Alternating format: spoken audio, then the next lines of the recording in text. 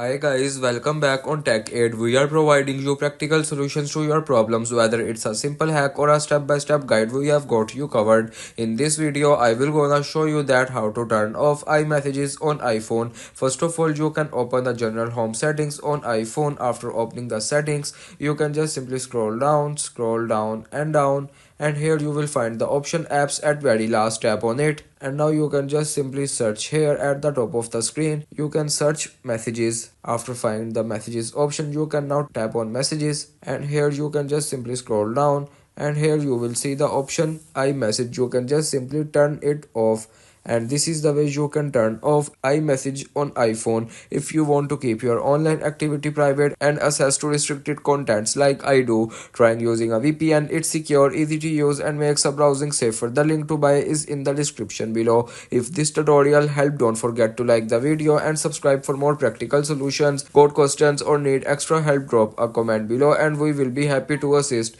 See you in the next one. Thanks for watching.